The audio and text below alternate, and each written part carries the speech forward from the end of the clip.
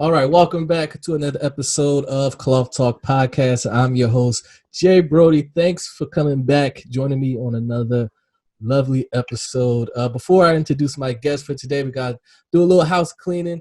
Shout out our sponsor for this episode. Want to shout out theflyeragency.com. That is a black business owned by Deontay Tatum.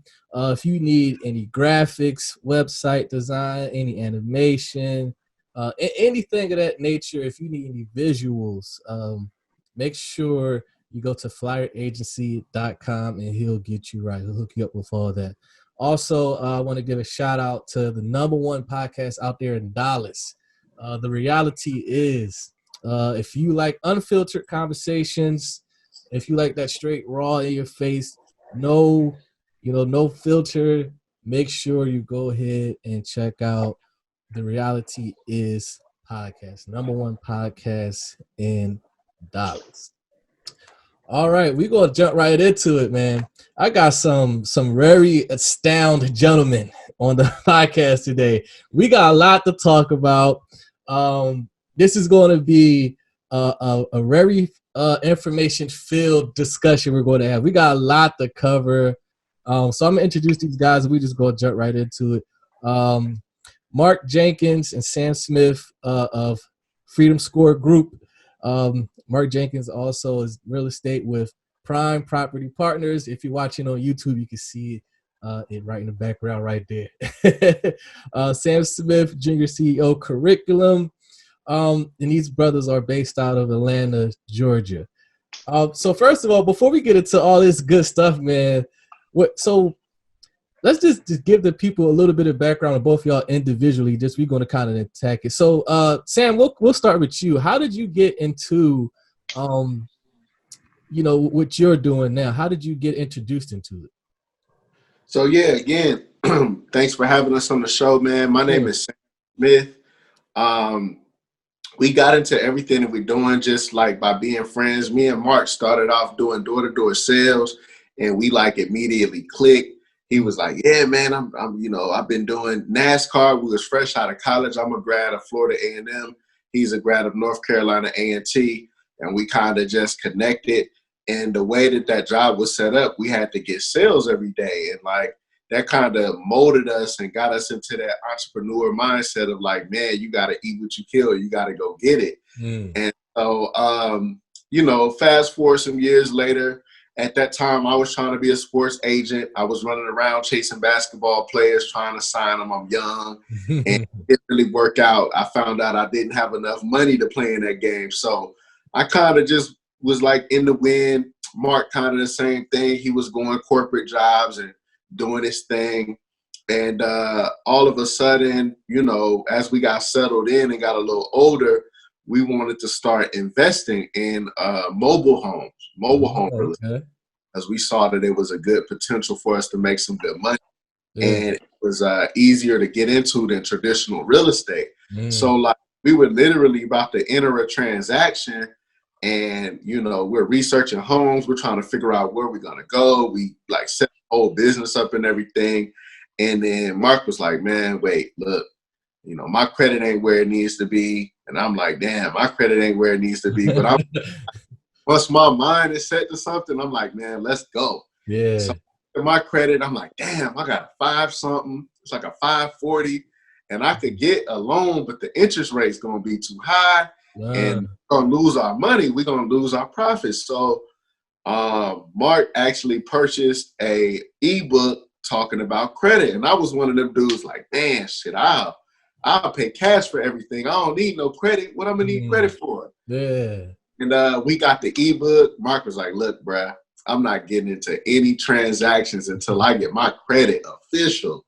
And I'm like, damn, man, we ain't going to make this money. So I ended up getting the ebook, and it opened up my eyes, man. It was just like, damn, I've been, sloughing for so long and really neglecting my credit. And I went down this rabbit hole of just like, damn, you can repair your credit by just sending in simple letters. I'm like, bet. So I sent the letters in, and my credit score jumped like 90 points. Damn. And then kept reading. And I'm like, damn, you can actually start a credit repair business. Mm. And so, because my company is Nassif Enterprises, that's where you get the junior CEO. That's separate, but as far as me and Mark, Yeah. I'm like, damn, Mark, you're a realtor. We could do credit repair. I'm sure a lot of your clients need some type of credit education, right? He was, Mm. yeah, hell yeah. It So made I had sense. to ask my homeboy, back in Chicago, like, man, you want to start credit repair? Yeah, of course, he's sloughing and like lollygagging, pussyfooting. So Mark just on it, man. I called my mans and Mark was like, hey, run it. And so Yeah. ever since then, man, we just been in the game with the credit. Yeah. We've been ripping and running, educating people and helping people ever since. Oh man. So what about you, Mark? How did you get into it? Oh man, this was a path that was like laid for me since I was, I guess, like a little kid. Like, Oh man. my father comes from a real small town in North Carolina. For those of you watching that know a little bit about North Carolina, probably don't even know about this town. My dad came from a 1 mile town called Stonewall. Mm. Right, that's the 1 mile town, like one stop, Damn. like the highlight of like his time living there was like when they got that stoplight and when they got that Hardee's. Like Damn. so so Wow. like so like growing up, like my dad, he always instilled a sense of community in me. Mm. Because he came from real humble beginnings. My dad ultimately ended up being like the first African American PhD from Georgia Tech in engineering. Oh So I mean, wow. like he came from like humble beginnings, Yeah. went very far. So he always instilled the vision of community in me, and so I carried that along with me as I was growing up, and as I went to college. When I went to college, and my degree is in like the weirdest degree ever. Like, I Mm. got a degree in motorsports management, so it's like Motorsports. I didn't even know that was a degree option. I know, right? Hey, I'll smoke. I'll smoke you if we get to put the car together, man. I'll put something together real nice, man. And um, like it's like sports management, but specifically for motorsports. And Okay. so I did really well with that. Yeah. I actually reached the pinnacle of where you could go with that type of career when Wow. I had the chance to work for NASCAR Yeah. down in Daytona Beach, Mm. Florida. Mm. And I think it was there that I really started to understand like how underrepresented we are when it comes to money. Mm. Like because NASCAR is like a huge industry, $1 billion industry. Like those Yeah. motorsports teams, they've got millions of dollars behind them. Not to mention like things like I used to see like fans come in to races with like RVs towing like Mercedes Benzes and things like that. And I'm like, man, Mm. I don't see anybody out here that looks like me. Mm. That was like my first experience of really like, wow, like this world is really big Mm. and there's not a lot of us that are really participating in like the riches of it. And Mm. so after I left NASCAR, came back to Atlanta, that's when I met Sam. We were doing like door-to-door work, and it was just the same thing. It's like the same thing kept repeating itself. So Yeah. when we would go to these neighborhoods, like Sam didn't really touch on this, but we used to go door-to-door selling windows, right? Windows. We sold, Okay. yes, like one window was $1,000, Oh right? shit. And so like we had to be so cold with our skills, like we would literally go door to door, sell the window. But the crazy thing is we didn't have a picture of the window. We didn't have a window with us. So literally we're like selling people on the idea of repairing their windows with a Yeah. $1,000 window without even having it with us. And like I said, the Wow. same thing kept repeating it. Cause so then, I used to, obviously we were like setting appointments and like, having a tech come out. But we used to notice like, you know what? None of our people are actually able to afford the windows. Like if they could, they might be like get like 3 or 4, right? But Right. some people from the other communities, man, they was getting like 20 windows. And we like, man, it just Yeah. hit me again. It's just like, man, like we are not able to participate in a lot of things. And Hey, so, hey, look, hey, look, Mark. Hey, look, Mark. I don't mean to cut you off, but remember, you good, bro. we go in the neighborhoods. All the white folks would be going to the baseball game at like 2 o'clock on Wednesday, and all the black folks be at work. Ain't in even the home yet. Ain't even neighborhood, home yet. literally You know every what I time. mean? Ain't even Yeah. home yet. So I mean, like, yeah, that's just another thing. Like, it hit me again. So I left that company, and then I got a job at Cox Media Group, one of the largest, media companies in the Right. world, worth over, Yeah. $25 billion, located here right in Atlanta. Yep. And I was an executive doing digital media sales there. Digital Mm. media sales. Yeah. That's where I learned a ton about marketing. Once again, um, only black male in my department. Wow. I excelled there. I won awards there, and it was just the same thing. It's like, I would go sit down with black business owners, and they're like, "Man, I can't afford none of those products." And I go sit down with Right. people from the other communities, and they're like writing checks. They're like, "How much is it a month?" It's $2,000 a month. Okay, cool. Like, I need that, right?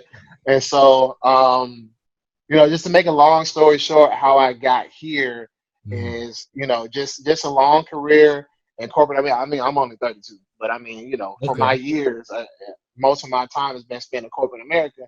Yeah. And, I just realized, like, our community, we're underrepresented when it comes to things like money. So I got into real estate. I'm like, okay, cool. I have a sales background. I like working with our community. Got Yeah. into real estate, but then I realized, like, hey, as good as I am with real estate, the thousands of dollars that I spend, in advertising and marketing every single month, I Mm. wasn't getting clients from anywhere else. And Mm. so it was just like, man, this thing keeps hitting me until finally it clicked, and it's like, you know what? I've got to put together something, as well as work with my buddies and my business partners who are ready to go. We got to put together something that's going to help out our community. So, long story short, we got a Freedom Score Group, which educates, promotes credit wellness. Mm. That's a term that I like to use, because Yeah. credit score, everybody knows credit score, but how well are you financially? Yeah. We have Sam's already written an ebook on credit. I've got a special ebook that I can announce today that we're coming out about special algorithms with the stock market. I can't talk too much about it, but that's going to Ah, come out probably about February. okay. And yeah, we're just community advocates and wealth advocates for the Black community. Yeah, I love it. It seems like with both of y'all stories, like as y'all kind of like gained your own success, there's a common theme of that which you're kind of like pointing out is like there's not a lot of us being represented. Like, Mm-hmm. as I'm getting successful, but I'm the only black guy. I don't see a lot of me. So let me create a platform where I can help my people, because Right. like if one black person make it, typically times out of 10, he most likely ain't going back to to help his people. He like, shit, I'm good. I'm out here. Like, y'all gotta figure that shit out for yourselves. Like, I'm sorry, man. I got my shit. But Yeah. that shows that you really care about where you come from in your community. Right. So I think that's dope what y'all doing with Freedom Score Group. So Mark, I want to stay with you. As far as about, I know like last time the other day we were kind of talking, we was kind of going over this episode of things we're going to talk about. And I really like what you mentioned as far as about there's being two Americas. Yeah. So can you kind of break that down for us? Because we're in 2020 right now. 2020 has been very challenging for all of America, obviously, with this COVID, job market, presidency, election, and it's just been really, really strange. And I think we're in a space where everything is kind of convoluted, and we don't know what the fuck to believe, what's going on, how things are set up. So, could you kind of expound on that two different Americas? Yeah. Yeah. I mean, so, like, everybody hasn't really, contrary to popular belief, like, everybody hasn't really had the worst time with COVID. You know what I Mm, mean? For some people, this has been the best year for them.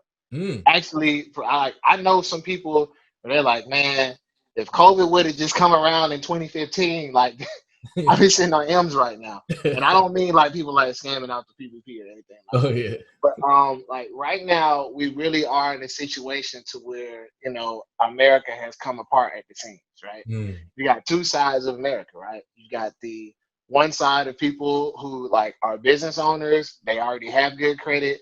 They've got investments. They own many different assets. That side of America has taken off tremendously this year. mm, Give you one example for things like the stock market. Like, if you play around in the stock market, I mean, I know several stocks that have gone up hundreds of percent just since March alone. And if you had the money and the resources to be able to play in that area, then like you're great. Like you're celebrating right now. You're probably some of the people who are still traveling. You're probably still acquiring assets, Mm. or even if you own assets, right? So a lot of people have been talking about things like gold. Like how many of us actually own gold, right? Right. But gold has been going up. Bitcoin has doubled. Mm. Real estate has gone up at least 15 to 20% here in the metro Atlanta area. And Wow. so where that leaves us right now is that we really have two different Americas. We're all Mm. occupying the same place, but we're not living in the same place. You got a citizen of rich and wealthy America, Mm. and then you have the rest of America, which tends to be where most of our community falls, unfortunately. And Mm. what we're facing on the other side of that, when people talk about, 10 or 20 million people could be evicted, those are mostly our people, right? When Yeah. people are talking about, the effects that, homeschooling is going to have in terms of like people not being there with their teachers and things like that. Those Mm. are our people that we're referring to right now. And Yeah. so right now we got two separate Americas, and right now it's going to be really painful for our people moving forward if we don't figure out how to build a bridge and be able to get to the other side of America, because we're going to get left behind. These Yeah. asset prices are going crazy. Housing affordability has gone out the window. I mean, it's at the point right now where it's like, if you're the average black person, anything you see on TV, you can't even buy. Like, think about that, right? That's true. So, That's like, crazy. you're gonna watch the Super Bowl or whatever events coming up. I'm not really big into TV, but whatever big event is coming up, right? You're gonna see trips. Mm. Hey, come fly to Jamaica. Average black person can't go. You're gonna see Mercedes Benz, a 499 lease for well qualified applicants. Guess what? That ain't us. So like right now, it's just two different Americas, and we need to wake up and figure that out, Yeah. and just realize like we're on a sinking ship. I like to call it trying to catch falling knives. Yeah. Yeah. We're definitely going to talk about that a little later in discussion on how we can start moving in that direction. Yes, sir. Sam, let's talk about credit, right? That's a conversation within the Black community as far as like credit. I kind of want to like start from the beginning because with the topic of credit, because I don't think a lot of us understand how credit works, how it's Yeah, we don't. calculated, how to use it. What the hell? Why do I even need to have credit? Like you were saying, Sam, earlier, you thought, I was doing a good thing. I'm paying every cash for everything. Like, what the fuck I need credit for? I got the cash. Let me just pay for it. So, Right. so if you kind of like baby walk us, like, what is credit? First of all, let's start like if we were infants and we're just learning, because the listeners are pretty sure like, well, I gotta have credit, but I don't know why. Why do I need to have a good credit score? Or I just know my credit score fucked up. So Yeah. like, so let's kind of like start. Let's baby walk it. What is credit, first of all? Right. So credit is basically your credibility, right? Mm. So you start off with your credit and you think of your credit as a report card, right? I used to be scared to look at my credit. I used to think that my credit didn't matter. I used to always say I'll pay cash for everything. Right. I was wrong. Your Mm. credit is your credibility. Now, you Mm. have three different credit bureaus. You have Experian, you got Equifax, which is here in Atlanta, and you Mm. got Union. Those are the three major credit bureaus that you need to be worried about, Mm. right? Every single month, every 30 to 45 days, they check and pull your credit to see about your credibility. You use Mm. your credibility to get what? You get loans for a home mortgage. You get loans for a vehicle. You get loans for business credit. You get loans for pretty much anything. And the problem with Black people is we take our leverage away because we have bad credit. Mm. So, for example, if I go out to try to purchase like we have in our credit analysis that we give to our clients, the Mm. first thing you see in there is a picture of a Toyota Camry. On the left side, you got person A who has a 720 credit score, and then you got the person B who has a 599 credit score, and it's going to let you know that the interest rate for person A with the good credit, their interest rate is like 2% on that same vehicle. Mm. Person B, they're going to pay like $10,000 more because their Mm. rate is like 20%, right? So Mm. that's when you go to the car dealership to buy here, pay here. They go get that Suburban or that SUV, whatever Uh-huh. get. and they overpay you or they overcharge you for a used vehicle, Uh, that's going to depreciate faster. Why? Because you have bad credit. And that same $10,000 that you could have had and put into the stock market, like Mark was saying, you can't do that now because you giving that to the bank. That's just invisible money. So yeah. that's where the first piece of credit comes in. It's your credibility. Wow. Yeah. Okay. So a person who's may listening, uh, so if they're saying, well, how is my credit score calculated? Like, are they like, is it by me paying rent? Do I have to take out a credit card? Do I have to pay my like bills? How do I like start to build it? Right. So once you get in the hole with your credit, right, you have to fix it. You have to get things removed like collections, charge off, inquiries, things like that. So you don't pay the phone bill, you don't pay, you get a repossession, anything like that. It'll show up on your report as a collection. You have to get those things off the credit report first, and then you have to start building the credit, right? So there's a matrix with your credit that you have to be aware of. So 35% of your credit is just, do you make your payments on time? All That's the the time. biggest piece of the All pie. the time. 30. Think about it. When you go to school, right?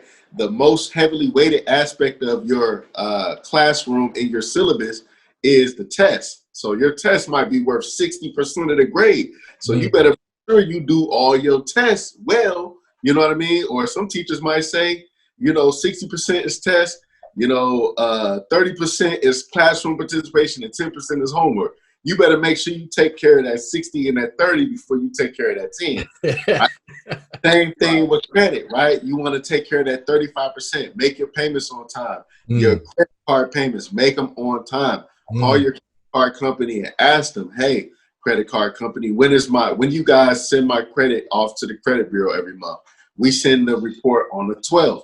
So you need to make sure that if you got a $600 or $1,000 balance, just keep it simple. $1,000 balance, you're only supposed to spend $300 of that balance, 30%. Wow. Okay, that's the rule. If you go over 30%, make sure you put that money into the account by the 10th if it's due on the 12th so that they can process and they can send to the bureaus that, hey, it's under 30%. Me personally, I try to keep my credit under 10% so you can see that score jump. So that's the first part, 35%. 30% is your actual payment history, all right? So it'll make sure that it's paid on time, and you have a nice flow to your credit, and then you have 15% of the credit is the types of credit that you have. All right. So you want to make sure that you have a different mix of credit on your report. You want to have installment loans on your report. So that's like a car payment. You want to have revolving credit on your payment. I mean, on your report, and you want to make sure you have a nice mix. All right. Then you 10%, which is your inquiries, which is your new credit. All right. So like every time you go and apply for new credit, you get a ding on your credit, right? So you go get a car note and you go to the car dealership, they pull your credit, you get a ding on your credit. You go try to apply for a new credit card, you get a ding on your credit. It's called an inquiry, right? And then the final 10% to round it off is just again, it's like credit mix. So you want to have a nice credit mix, and that makes up the actual profile, your whole credit profile. Okay, so typically, what would you say is the like a good number of like credit lines an average individual will have as far as like credit cards and things like that? What would be a good number, like a healthy number? You can have as many as you want, long as you pay them on time. Oh, Right? okay. The key is you never want to close credit cards. All right. Again, that 30% that I was talking about is that length of credit. You want to make sure that you have a nice seasoned credit report, right? If you have a credit card, don't close the credit card. You want to make sure that you keep it open, and the more that is aged, then that means that you got a seasoned report. But there's no limit to the amount of credit lines that you can have as long as you pay them on time. Gotcha. So Mark, when we talking about this two different Americas topic, um, you know, it's an interesting discussion, the topic, because like you said, like we're very, very far behind. we got a lot of water to tread, to play with the big boys, so to speak, to get our footing, to get where we need to be. What would be some of those steps that we got to take? I remember, we was talking the other day. You was talking about how important the mindset is. You got to get your mind right. Yeah. What would you say? Like, how do we begin to take those steps into being able to get our footing right and stop putting the blame or pointing finger at, oh, it's that white man's fault. It's the white man's fault. You know, how do we Um, begin to do that? so it's always like when I used to go to schools, like seems so long ago, right? Because not in school anymore. I used to go to school and talk to the kids. I used to do a little exercise with them, and like if you watching at home, I want you to do the exercise with me, guys. I want you to do exercise with me too. All right, everybody raise their hand. Either hand, either hand. You got your hand up, Sam. I can't see. You got your hand up. All right, bam. All right, you can put it down. Yep. All right. How did you do that? Raise my hand. It's Yeah. automatic. Oh, So yeah, They'll automatic. say automatic. What you say, Jay Brody? How'd you do it? Someone told me. Someone told you. Yeah. How? But how though? Like the process of you doing that. How did you do it? Naturally. Naturally, right? Okay. You say naturally. Sam say automatic. All right, cool. All right, but guess what though? Both of y'all are wrong. You know what I'm Oh saying? shit. Somebody at the house right now, man. Comment below if you knew how you do it. I'm gonna tell you right now. No cap. If you hear the answer, don't just comment afterwards. But listen, Yeah. it started off in your mind. Mm. You know what I'm saying? It started off in your mind. Your mind started to send out them electrical signals. Yeah. Bam. Then they went to your nervous system. Bam. Your nervous system told your muscles to tighten up. Bam. And once all of that happened, that's what you get.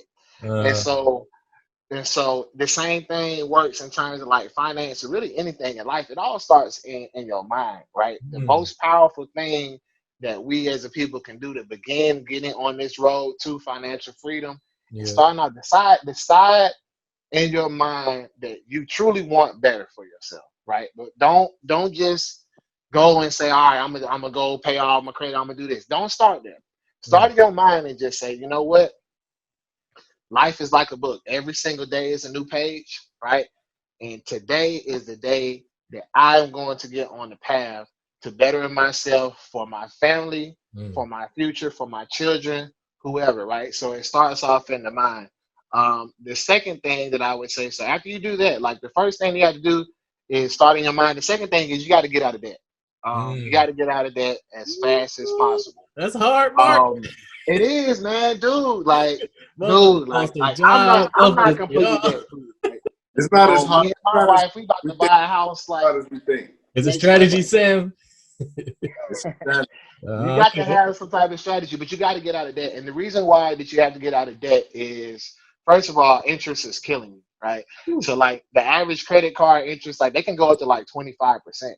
You know what I Gee. mean? If you got $5,000 or $7,000 in credit card debt, and you got 25% interest strapped onto you, you Mm. can never work your way out of that hole. I'm talking about the average black person. You can Damn. never get out that hole, and it's because like we don't make enough money on Mm. average to be able to like surpass that. Like when I got into real estate, like the checks in real estate are great, right? Whew. And so like that helped out tremendously for me. But but for the average person, like you really have to figure out a way to get out of debt. Like you got Mm. to pay off those credit cards. You got to pay off like if you've got a car.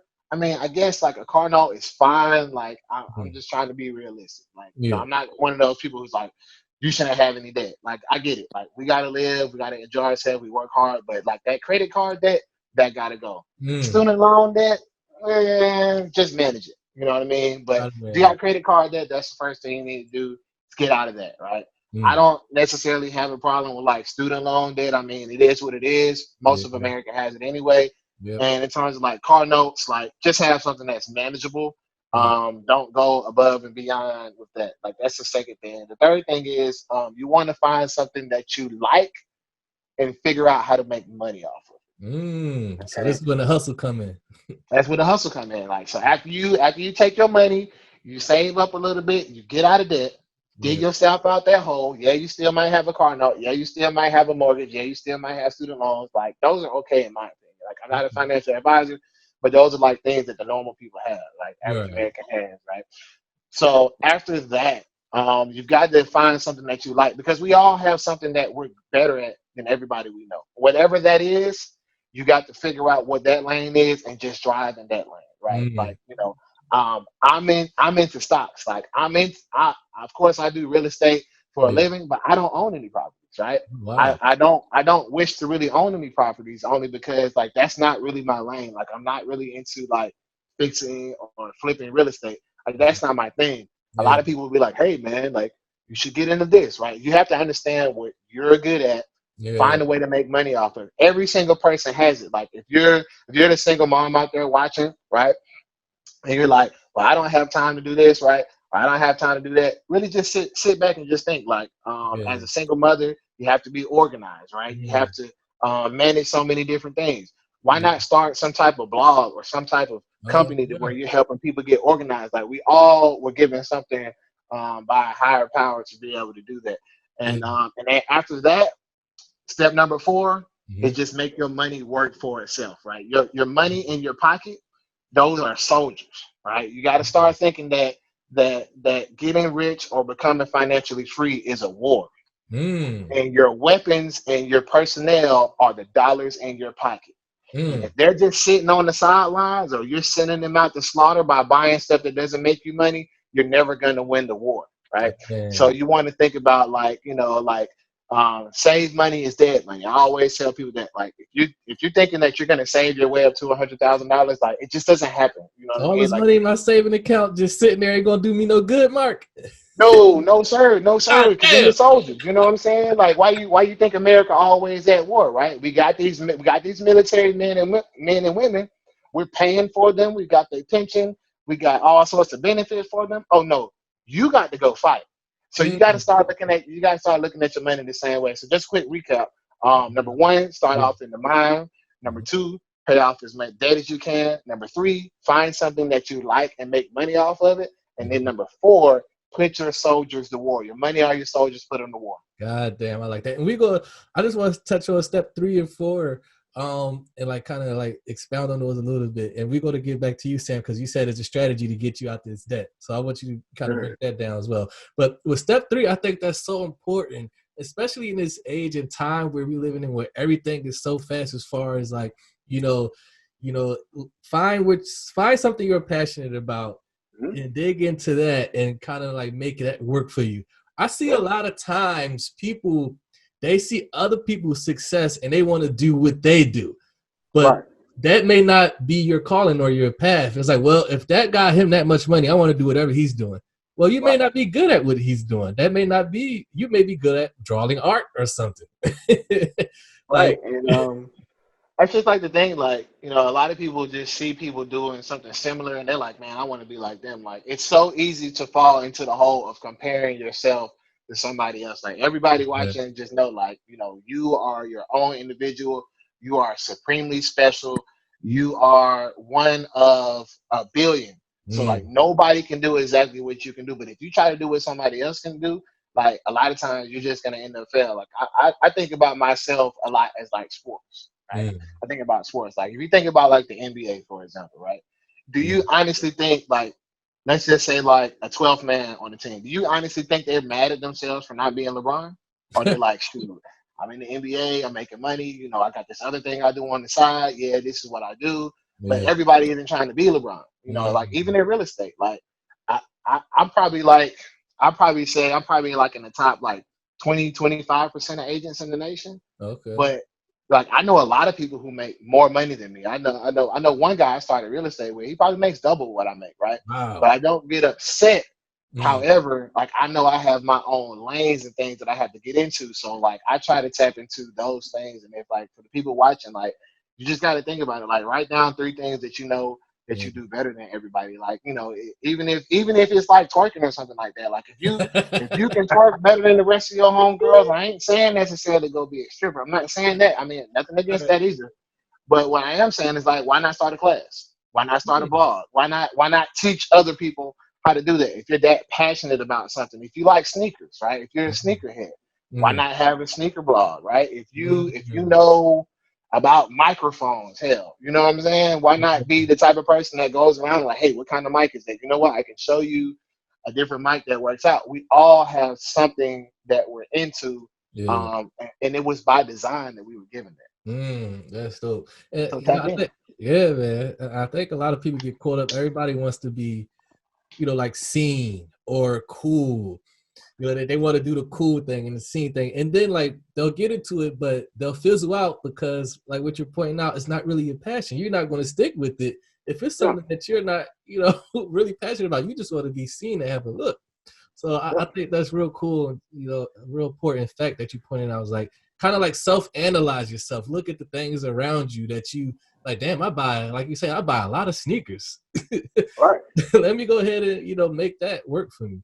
Yeah, Right, and I have like this last thing, like I had this like real philosophy about life. And it's like nobody's life is better than anybody else. I don't care what the other factors are you can look at. I'm talking about regardless of money, I'm talking about regardless of looks, I'm talking about regardless of females around or what kind of car you drive. I truly believe that Mm. inside the mind, everybody's life is the same. And here's why I say that. We Wow, all that's have the cool. we all have the same set of emotions. Mm. We all have the same mechanics inside of us, right? So even somebody like Jeff Bezos, right? Jeff Bezos' life is not any better than mine. You know why?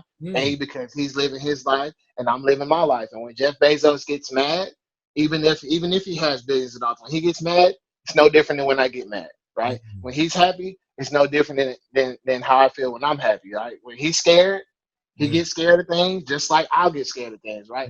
So Mm. I think that like people have this thing about themselves that where they think that like the one thing that they want in their life because somebody else has it, it's better than their life, and that's just not the case. Like Mm. I'm hopefully like I can prove that, Yeah, physiology, physiology, physically or something like that. yeah, But that's just my philosophy on life, man. Like I'm not better than anybody else. We all got the same life, and I think that's the true key to happiness is just realizing like, right. we all got the same stuff, man. So just live your life, run Yeah, your race, and enjoy the fuck out of it. Like I for love real. that, man. I love that shit. Beyonce get depressed too, don't she? Yeah. She look in the mirror and she be like, damn, like I don't think I look that good. Like, come on, like we all humans. It's That's no right. different. It's That's no right. different.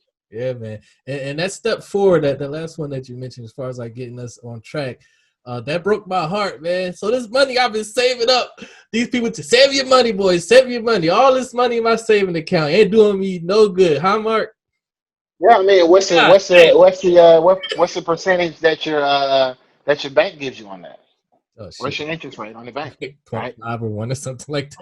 0.5, right? So that means so like not to pick on you or anything like that, but I'm just saying like in Oh, general, good. right? So you mean to tell me that you're not confident enough that you could do something with your money to get 0.5% back Damn. over an entire year? Over an entire year, you're not confident in yourself, and you're gonna say, "I would rather put my money in the bank where there's so many different things that you can do," and you're talking about 0.5%.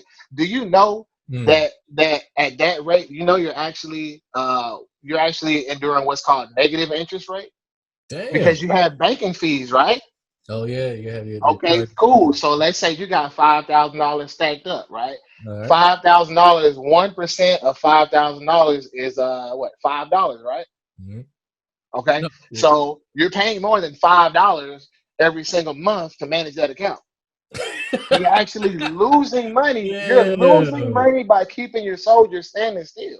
Jeez. Jeez. So that's what we talk about, like that step three. Identify that hustle, take that money you're saving, pull that money out, be smart, and Yeah, and attack that shit. you got Make to be terrible not to make The banks, 0.5%. Like, yeah. the banks, they even more gangster because they practice what's called fractional lending. So they might take your dollar, all right, and they'll loan out $10. All Mm. right, they'll God loan out damn. $10. They don't even have just because they got your dollar. All right, Jeez. That's money. that, They that's heartbreaking, man. make money, and we just sit our money in the bank, and we don't make no money off our money, but they making yeah, money off. Wow. You know what? I think, I'm just like thinking back, like as far as like in our community, there's just like generations of like we're just being told, save your money, don't spend, don't spend. And we're not like properly educated, like we were talking the other day, properly educated on, these things. We're just telling, our kids or, as we get older, do this, don't ask me why. Like, just do it. I said so. Yeah, guy, you just kind of like listen to it because like it's your parents. You ain't trying to get smacked the fuck around. So it's like, all right, well, grandma said save my money, don't touch it. So I'm gonna save my money. If you save up your money, right, all you're gonna do is spend it, right? What good is it to save it to spend it? Like you might be like, okay, I'll save $5,000. You're like, okay, so what next? Right. Right? Yeah. You're gonna save $5,000 and go on the trip. Now you're back down to zero, right? And so, like, I read like my buddy Devin. He's one of my favorite people, man. He helped me get back into reading.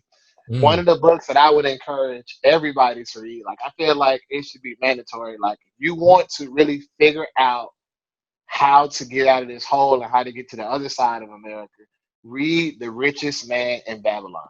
Mm.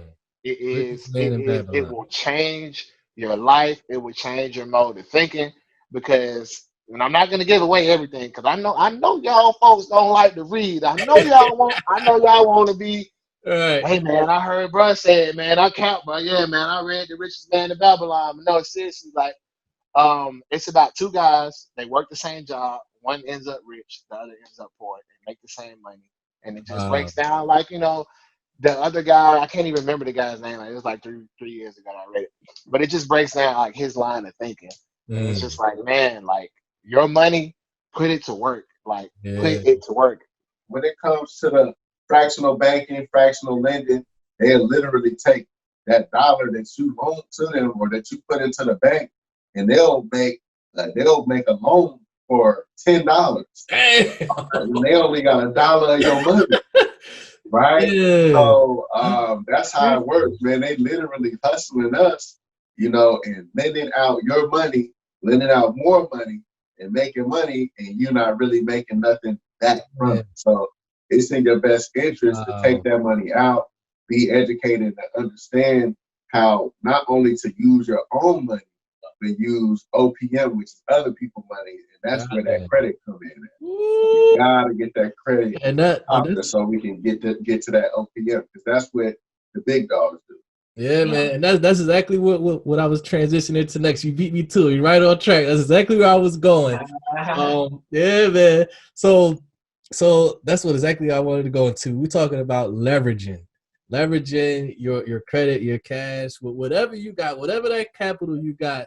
There's ways that we can leverage that. You know what? Before we get to that, though, you mentioned that there's strategies for people who are like they digging themselves out of debt. They're trying to get above water. What are those strategies that some people can start to implement on starting to knock that credit down, paying shit off? So it goes back to understanding how credit is set up, right? Understanding 35% is the on-time payments. Like if you miss a payment, that should be on your credit report for 7 years. If it's a late payment, yes. Jeez. One payment. All right. Yes, one payment, 7 years. Hey, man. That 35%. Then having the payment history, making sure that your history is rich and long. That's that other 30% that we was talking about. Then 15%, that mix of credit, right? Understanding the mix of credit. And then the remaining percentages is basically just the new credit. So basically just understanding how a profile is generated first. But then when you start to try to repair your credit, you want to go after the collection. So number one, don't ever, I don't give a damn what you do, don't admit to the debt being yours. Why? Because the credit bureaus, they have to prove that the debt is yours. The burden of proof is on them. Right? So even if the shit is yours, deny it to the end. They have to verify that it's yours. It ain't mine. I ain't do it. All right. So are you saying never pay collections? Is that what you're saying? Never pay collections. Don't pay them shits. Do not pay the collections. Don't pay them. Oh, all right. Man. That's the first thing. All right. So if you challenge the collections, right? If you send the letters in or whatever, and it's 6, 7 months down the line, you just get tired of battling with these motherfuckers. You just say, hey, I can do what's called a pay for deletion.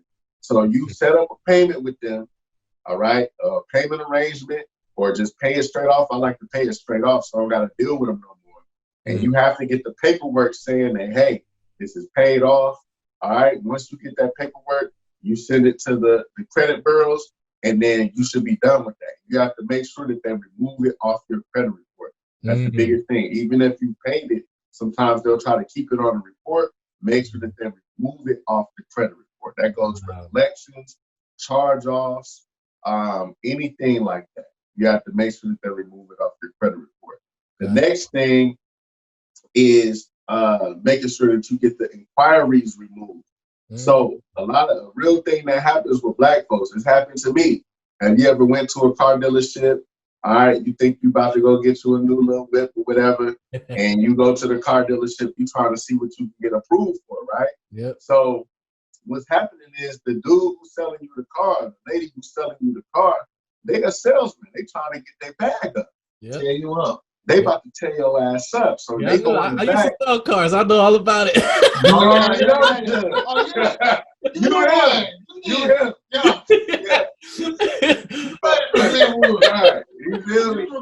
I know exactly how it works, boy. Gonna pull that credit 7, 8 times, and that shit show right up on the report. Yes. Man, I got a client that got 160 something inquiries on their credit. God damn. They shit just getting pulled. Eat it up, man. Woo. And again, that pulling your credit, that's 10% of your score. God. So like, even though it's a small weight, you got 168 on your shit. You know, it's going Ooh, down. But inquiries stay on your credit for 2 years. All right, inquiries stay on your credit report for 2 years. So after 2 years, they're supposed to fall off. A lot of the times they're not going to fall off because why? The credit bureaus are in the business of selling your data. Those of you who are wondering, like, what governing body regulates all this stuff, it's the Fair Credit Reporting Act. All right, Fair Credit Reporting Act, and that's what we utilize against the credit bureaus to get that stuff off. And again, 2 years for inquiries, 7 years for late payments, 7 years for collections, and that's in the state of Georgia. The statute of limitations might be different depending on where you are, the state. Yeah. Wow, man, this is so much important, valuable information, man. That I'm learning right now. Like, this is so like generally, like, we don't really know about this stuff. We just, just go with the flow. We're just being told, do this, do that. Don't ask me why. Like, we don't try to educate ourselves on these things. And like you were saying, Mark, like that's where that mindset, you come in. You gotta get yourself in that mode, educate yourself, then go ahead and get a game plan going. That's right. One more thing about the debt too. Yeah. You got to understand like what interest rates you're paying on different things. So like, I know the average person got multiple credit cards, and I think the average person went like $7,000 worth of credit card debt or something like that. Like, you got to understand. So if you got multiple credit cards and you're trying to get out of debt, what you want to figure out is which one you're paying the highest interest rate on, right? Because that's the biggest anchor on your ship right now. So you got to get rid of that first. So like, you can have like $2,000 credit card, one for $1,000, one for $1,500. Okay. Now, if that $2,000 credit card only gives you, let's say, 10% interest, right? But that 1,500%, that 1,500. God, I hope you won't be paying 1,500%. But that $1,500 credit card, you have 25%. Okay, you got to understand how to do math, right? So if I'm trying to pay off my credit card, the first one that I need to knock off is actually that $1,500 one. See, a lot of people are caught up in like, let me pay off the biggest one or the smaller one. It's called like the snowball effect, right? Or something like that. But you got to understand what you're paying the interest first, right? So the biggest interest, you knock that out first.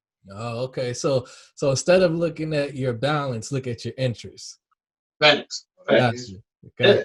I mean, because that makes a big difference, because you know, that's where that extra money is going every single month. You might have a $10,000 credit card, and you might only have like 2-3% interest on it if you're lucky. But yeah, if you got a $500 credit card, then that $500 is actually your Achilles heel when it comes to getting out of debt. So you got to knock out the highest interest account first. Yeah, I think like we just get so scared when we see big numbers. Like, oh God, big numbers are scary. You can't get scared, man. You gotta understand how this stuff works, man. And yeah, it's very, very simple. Like just going back to what we were talking about, just removing the stuff off your report. The credit bureaus have 30 to 45 days to respond to the letters that you send out, right? You can do this shit yourself. Like, if they don't respond, then you send another letter. You got to be aggressive with them. They ain't playing with you, so you don't be playing with them. Right. So, a lot of the times, what they'll try to do is they'll try to stall and make you feel bad for fixing your own shit. So they won't respond. So you got to send another letter. You got to threaten them, right? You threaten to turn them in to the authorities, the Better Business Bureau. You know what I'm saying? Use the Fair Credit Reporting Act against them. Threaten to sue. All right, and again, threaten to sue. And you guys got to think. You guys got to think. When you send these letters in, right? These companies are huge. They're very big companies, right?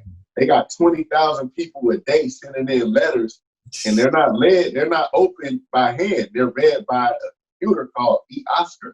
Oh, right. Wow. So all you have to do is let them know what you need done and what you need off. And 9 times out of 10, they're gonna remove it. Like I said, if you get to a point where you're about to go see Marc and purchase a home and you need some stuff off your credit, you might want to consider a pay for deletion. But that's the only time you should really be trying to pay any types of collections or anything like that. Gotcha. So let's get into leveraging now, which we were kind of alluding to a couple moments ago. So let's say, okay, a person, they get themselves out of debt, they got themselves above water, they looking all right, they feeling comfortable, and they got some money to make something happen, or like you were saying that OPPM, other people's money. So how do we leverage other people's money and credit lines? Let's get into that. How do we leverage it? That's my favorite part. All right, so how do we do this? We're going to stay on the personal side, then we're going to get to the business side, right? Yes. So first of all, once you get your credit all good and cleaned up, you can do what's called use an authorized user, use a trade line. Now, there's a lot of people out here who sell trade lines, but the credit companies, they figured out what was going on. Some people charge like $6,000 to get onto a trade line, or not $6,000, $600 to get onto a trade line for 3 months. What an authorized user is basically, let's say you got grandma, right? Grandma, she ain't been in the credit game. She got her credit score is damn near 800. She good. You be like, Grandma, can you add me on as an authorized user? We about to go buy this crib. We about to go get this new whip, whatever. I just need to top off my credit. So you get on her credit as an authorized user, and you get all of that history that she got on her credit on your credit. So now you're leveraging grandma's credit, and you coming up in the game using her credit, right? And you stay on there 3 to 6 months, you'll be good to go. That's on the personal side. Gotcha. Now, if you really want to make some plays and you're really ready to get down in the game and leverage, we get to the business credit, right? So I have an ebook. We both have an ebook. It's called the Self-Directed Business Credit Playbook, right? So basically, we show you how to start an LLC and not use your social security number to get credit. So you're not personally guaranteeing anything to get the business credit. So I'm protecting myself. You're protecting yourself, yes. Because you gotta realize an LLC is literally a person. There's a documentary on YouTube about the corporation, and they literally classify the corporation in America as a psychopath. Literally, it's deep, but literally the Wow. LLC is considered a living, breathing person, no lie. Mm. And so you separate your personal assets from, your house when you start a business. All right. So say I start a hamburger joint, somebody eat a burger, they get sick, and I don't have a business. I'm a sole proprietor. Sole proprietor. They sue me. They can sue me for my house. They Oh, can shit. garnish my wages. Like, you can really get fucked up if Yeah. you don't have an LLC, right? The LLC separates your business from your personal assets. So if I got the same burger joint, somebody gets sick, and I got 10,000 sitting in a bank account in the LLC, well, Yeah. that money, they're not going to come after me. They're going to come after my LLC. So they're going to get my food truck. They'll get the restaurant. They'll give a little $10,000. That's it. That's all they're going to get. They can't Wow. touch the house. They can't touch the trust money. They can't touch none of that. So you Mm. get you in the LLC. Then what we do is get you the EIN number. Then you have to get a DUNS number. The DUNS number and the EIN number is free. Okay. There's ways in the book I'll show you where you can get an EIN expedited to 24 to 48 hours instead of 30 Wow. days. The DUNS number basically keeps track of your business credit. It's like Okay. your business credit profile, Gotcha. right? So next, you want to set up what's called net 30 accounts. Net Okay, 30 accounts. stay with Boy, me. you giving us the game, boy. Look, man. Look. Make sure you taking notes. Make Make sure All sure you you right, I take taking a hope I'm notes. note. taking Look. notes out here.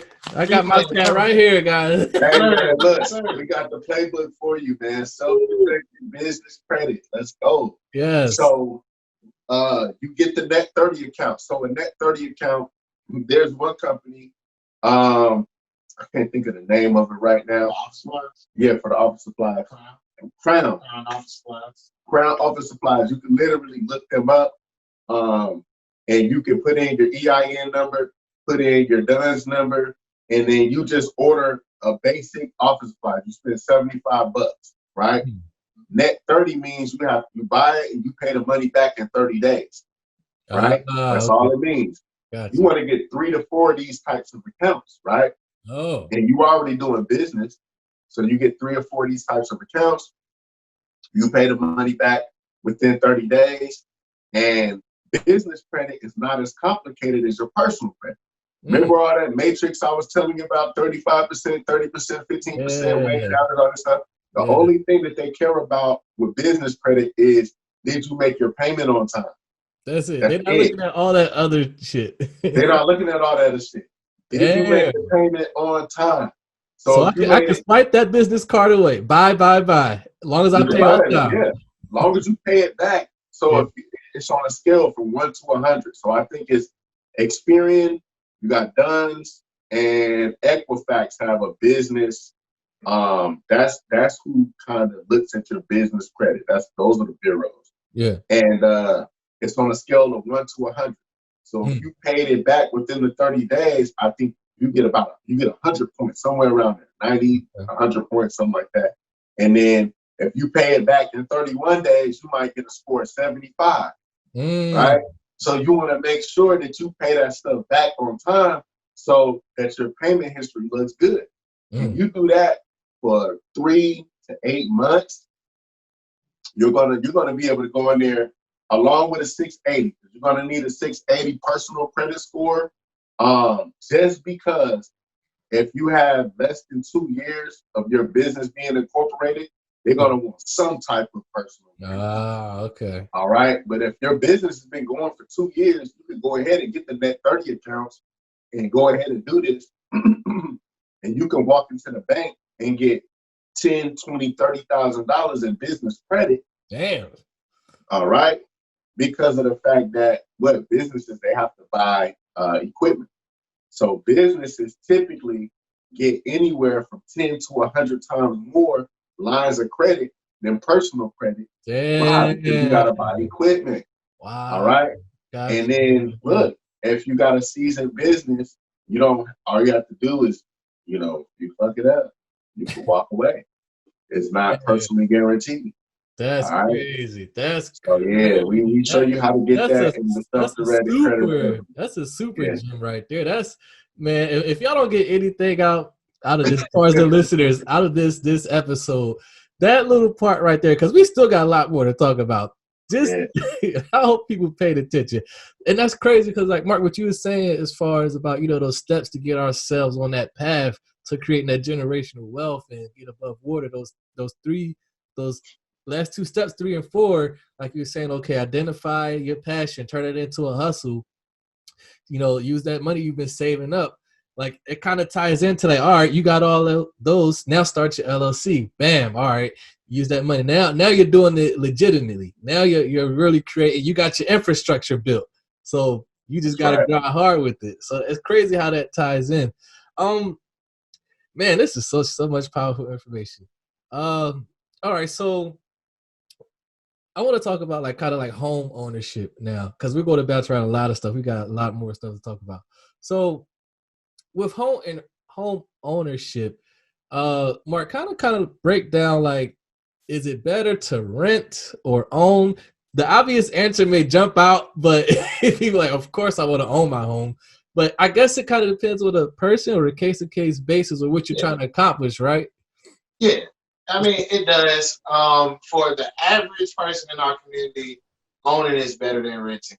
The reason why I say that is because most people in our community they don't own any assets, or they own very few assets. So owning your home for most people is like it's like a forced savings account, right? A lot of people will argue that renting is better, and we'll talk about the pros and the cons of each. Yeah. But when you own a home, it's like a forced savings account, right? So every single month you have to pay for your mortgage, or else you won't be able to live there, right? Yep. That mortgage builds equity. That monthly payment that you're paying is building equity. Not all of it, because you do have interest on that as well too. Yeah. But you're building equity every single month, and whether it be 10 years or 20 years or even 5 years, whenever it's time for you to move, or you're able to stay there all 30 years, which is rare these days, whenever you're able to move, you take a large portion of the money that you put into your mortgage with you, as well as the equity that you built on top of it, right? So like I said, like most people in our community, like people in the Black community, we're very risk averse, right? We don't deal with risk very well. Like we just don't, you know what I mean?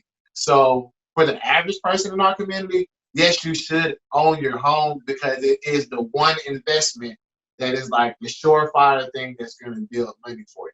Now, on the flip side, for people who are like really financially savvy, for people who do a lot of investing, owning your home may not be the best route for you. It will be ideally if you could do both. Then, in terms of like invest and own a home, like that's probably the best route. I mean, especially if you have children, like you want to have like that stability and things like that. But I can make the case, like I'll put myself in it, for example, right? Okay. Like me and my wife, we're buying a house Monday after next, right? Oh, nice. She had to fight me about that. Like she's like, Mark, like I really want to buy a home, and obviously when you got a wife, like they say happy wife, happy life, right? I mean, yeah, that's right. when I got married, one of the best advice somebody gave me is you can go to sleep being right, or you can go to sleep being happy. So I'd rather just be happy. So I mean, like my wife, she argued me down on it, but back to the point that I'm trying to make here, like when you're buying a house, chances are you're gonna have a down payment.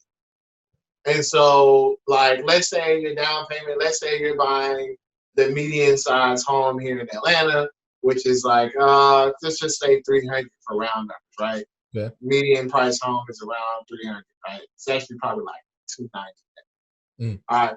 So your down payment on that is going to be probably, when you add in closing costs, let's just say like $14,000, right? Approximately. I don't have a calculator in front of you. Y'all don't kill me at home and be like, oh, you're supposed to be a realtor, you're supposed to know on top of your head. Every situation is different. That's right. But let's just say $14,000, right? Now you have person A, who all they do is they just work their job, they come home, they drink a beer, spend time with their wife, play with their kids outside. Good.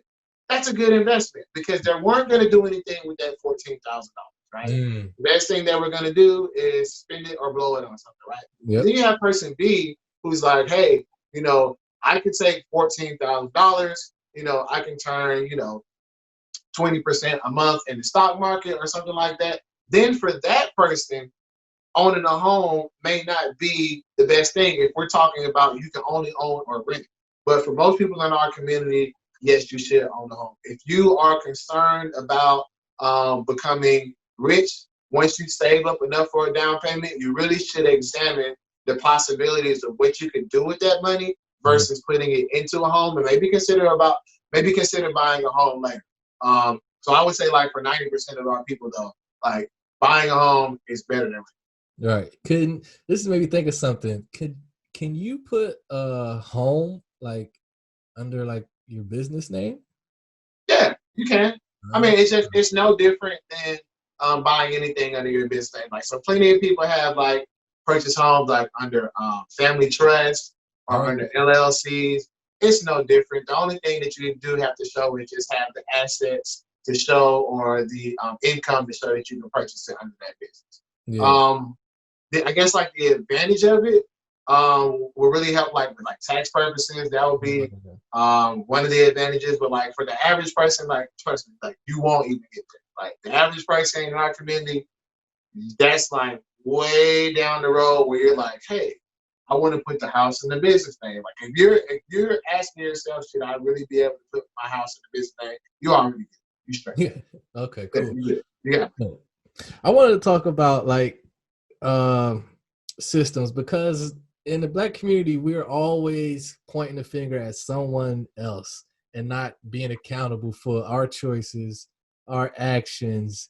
And it's always somebody else's fault for why I'm in a fucked up situation. We're never like, you know what am I doing? And like, where's my mindset? Like, I gotta somewhere we gotta take accountability at some point and stop pointing the finger. Do you think that this argument that there's these systems in place or systems set up to keep, Black folk down, do you think that's a real thing? Can I get your personal thoughts on it? Because I'm just curious. The history of this country, we live in the most gangster, most vile, most disrespectful country in the world. Yeah. All right? But yet, we still live in the best country in the world, right? That's true. Right? There's nowhere else you can go and do what we can do. All right? Everybody looks up to us, look up to the Black people. Everybody want to come to America. Right. They call it foundational Black Americans or, be first, Black first, whatever you want to call it, American descendants of slaves, whatever you want to call it.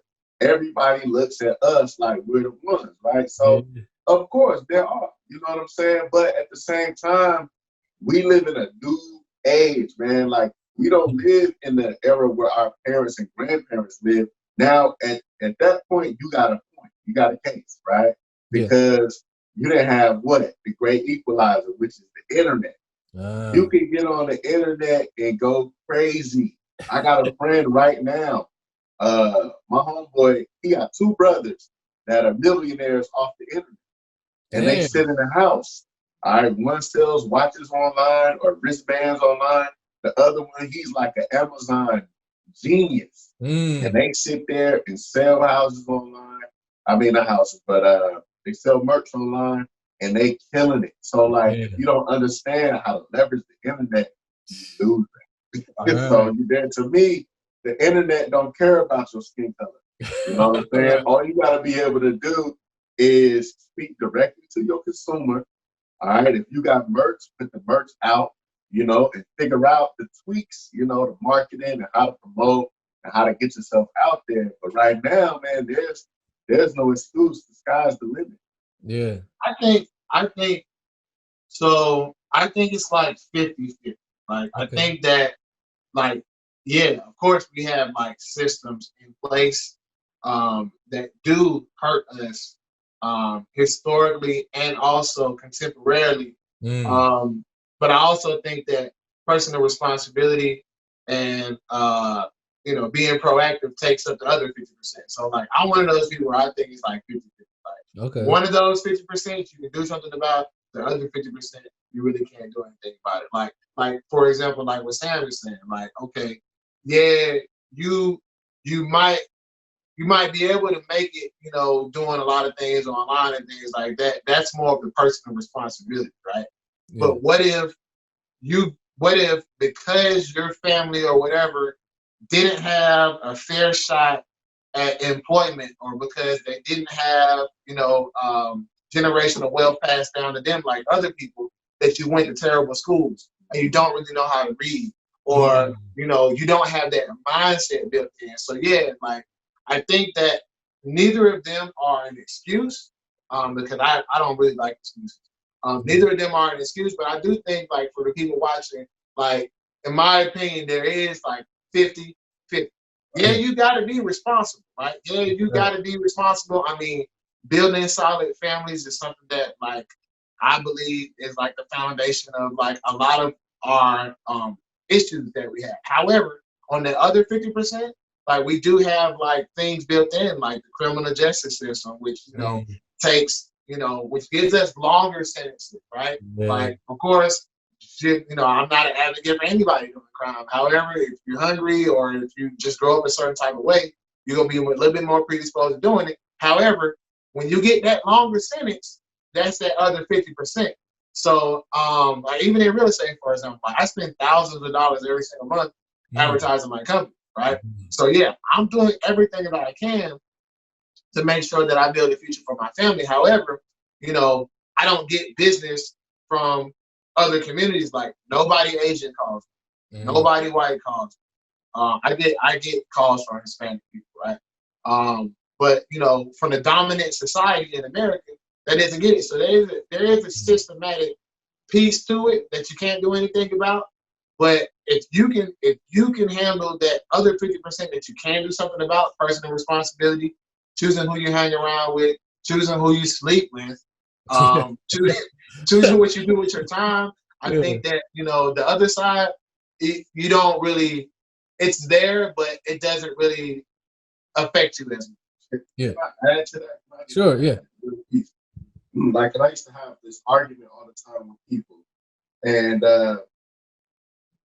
if you know, like, if you got the sense to know, right, and you can do better, then there's no excuse. But if you're that person like Mark was talking about, like you in the hood, you in a situation where you, your mama, your auntie, all your cousins, them, they don't know no better, like they don't have a shot because the system is stacked up against them, right? And those are the people who don't really have a choice unless somebody or something comes and interjects and pulls their mindset out of that hood, right? Like you can still be in the hood but have a mindset to do better, like, but your mindset has to change.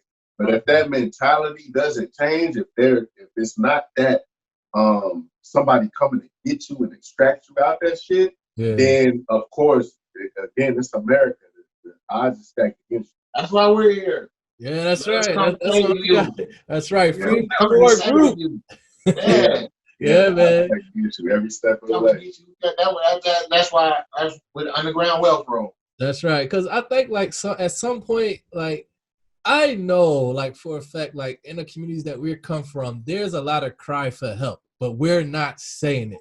Like, we want someone to like hold our hand through it. Like, show me how to, because I want to get out this shithole. I want to buy my mama a house. I'm trying to get out the hood, but I don't got nobody to walk me through this. Yeah, I see that with the women. Like most of my, like 99% of my clients are women. Like, sorry for the guys who are watching. Like, 99% of my clients are women, with the majority of them being single. Wow. Right? Or I should say, right? And that's why they gravitate towards me, to be honest. You know, to have somebody like hold their hand through this process. Like I had a client, I just put a client under contract yesterday, first time home buyer, single mother, and you know, she was like crying. She's like, Mark, thank you so much. Like you're the only person who took time to really work with me. So yeah, we do have a lot of people that are crying for help.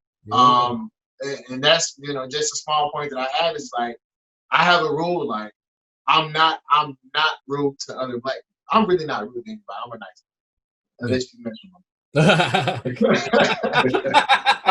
That boy had a money situation a few minutes ago. That boy, I tell that, man. But you don't mess with my money, I'm good. But like, I have a rule, and I hope everybody who's watching this is adopting it. Like, let's just try to be nice to each other. As black people, like, I know one's saying like, let somebody like slap you and be like, it's okay, brother. Like, nah, I ain't saying that. But I mean, like, have compassion for each other, because we really, mentally, a lot of us really are in a bad place. So, like, you see that, single mom, like, Man. she's picking the kids out the car. Like, don't talk shit about her, like, behind her back. Yeah. You see that brother, and he's going to jail. Don't be like, yeah, you a stupid ass nigga. Well, you going to jail. You know what I'm saying? Like, have some compassion, because you really don't know what's going on. And just like that small change in energy, it's not necessarily to do anything for them, but people can see that energy radiate off of you. And that's what you really want if you're trying to be successful. You want people to see you and be like, it's cool, young brother. You know what I'm saying? I can trust him. He's credible. That's right. Yeah, and to piggyback off that, I think a lot of us too, like, we feel like someone owes us something. Or, well, like you were talking about, like, the two different Americas thing, like, particularly in black community, we feel like America owes us. Y'all owe us for what y'all did to us, Want my reparations. Reparations. Like, y'all owe us. If you watching this, give me my damn check, boy. We feel like, man, like, America owe us for for what they done to our people, and there's a lot. We look for the handouts. We just kind of sit back and wait for someone to change our lives. Like, nope, like they fucked us up. They put us in this situation, so I'm waiting for them for what they owe us. And I think we gotta realize that ain't gonna happen. Yeah, you owe yourself. You owe yourself. You know what I'm saying? And your kids. You know what I'm saying? When these kids start coming, if we can figure out a way to get our kids to start coming home and be like, "Dad, why we going through this?" Yeah. Or we can get people's girlfriends or wives, or baby mamas, and be like, "Yo, you need to do better." Like, you know what I mean? Like my wife, like he can tell you, like, my wife, like, she be on me, man. Like, I don't even know. Like, she was never even like this. Like, but when we got married, she just was like one of those people. She don't accept failure. It's just like, I be like, baby, why don't you just be like, it's okay? And she be like, no, go get some money, go sell some houses, wake up. You know what I'm saying? Like, accountability. Yeah, she don't want to hear that. You know what I mean? Right. She don't want to hear it. Yeah, so we just need to keep each other accountable. You know? Yeah, man. Better you trying to account for her ass. Yeah. You make sure she can give you some accountability. Yeah. Accept you being accountable to her, and vice versa. Yeah. And I get on her too. You know what I mean? That's right. Hey, black women that you watching, fitness is important. I just want to drop that on in there and just say, men too. No, don't get me wrong now, men too. But fitness, you know what I'm saying? That's a whole nother topic. I love it. Keep it tight. That's right. Stay competitive. Stay competitive. That's right. Right. Stay competitive. Keep us competitive. That's exactly right. You know what was interesting about that is, like, I'm like just kind of looking at like the scope of America. Like, we see so much of other cultures and other races and ethnicities. They come into America from other countries and they flourish. Talk about Asian with the Chinese store, the hair products, the nail salons, the shops. You got your Italian people, Italian restaurants here and there. Every type of different culture in the hood, but ours is not represented on a small scale. But if we look at that, like, of course, the Chinese person is going to take all the money out of the black community. Of course, all the hair salons are owned by Asians. All this stuff. And we kind of like, well, why is that? I look at that like, that should show you that this shit is attainable. if this motherfucker could come over here from goddamn China, set up shop in America, in your backyard, in your community, and make that dollar, so you can do the same shit. You got the opportunity too. Well, they do get perks from, and that's why this last election was so important. I'm Yeah, not gonna get into politics or anything like that, but when they yeah, start talking about immigrant policy, that's some of the things that they do, right? Now they bring people over here, put them in black communities because those people act like proxy white folks, kind of, yeah, so to speak. yeah, Like you got Mexicans and you have other groups of people that are Spanish or the Indians that be up at Georgia Tech and all those other colleges. Those are white people. They yeah. don't identify as black, even though their skin is dark. Classify them as white people. Right. So on the application, a lot of Latino people will put white. A lot of Latino people voted for Trump, right? Yeah, But what they do is they get those perks that we should be getting because the only thing what happens when we go vote, we don't get any tangible benefits from our vote. And that's where you end up with them being able to come up here and get all of these different programs instituted and pushed by the United States government. That's why they can come and set up shop like that. So, yeah, like, again, when you talk about voting, like, what are we voting for, black people? yeah. Like, you can't just vote and have it be a personality contest. That's All right, you got to vote and you have to have some tangible benefits. Those people, when they come and set up shop. Like, you got a Chinatown in every city.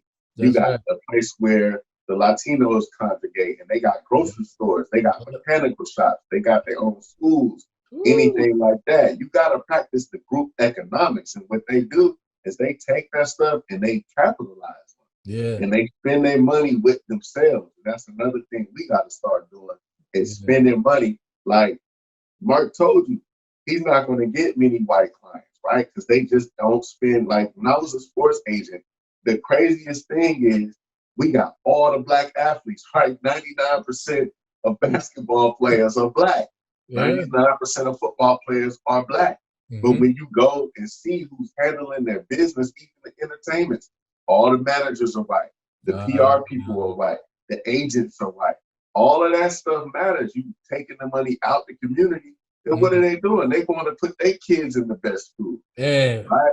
So you gotta watch out for the trick bag when it comes to stuff like that. You know That's what an I ill mean? game, man. That's an It's ill heavy, game. man. It's heavy. It's Like I big. said though, and that's like to me, like you're speaking to like the 50% systematic side. Right? Mm. Now, on the other side, like when those people come over here, they come with an agenda. That's the main thing. Like Agenda. they come with an agenda. Like when they're on that plane, train, ship, however they're getting over here, right? Yeah. They know exactly what they're coming here to do. Right? Like we send our kids out the house. I don't know what the hell they do. We just want you out the house. Get out my damn house. Get out the house. I don't have no agenda for you. I don't have no resources to send you with. Just get out my house so mama or daddy or whoever can live their life. So I think like, you know, yeah, that is true. Like there are like I said, for me, it's 50-50, right? There are things that, you know, are a little bit easier in certain ways, but when you look at the other side, it's like, man, if somebody's coming from India, like you're coming from a country of like over 1 billion people, you probably always wanted to come to America. You probably always was like, shoot. And on top of that, to even get into America, and I'm talking about the legal way, to even make it to America legally, you also have to remember that the people coming here are the best and the brightest from their countries too.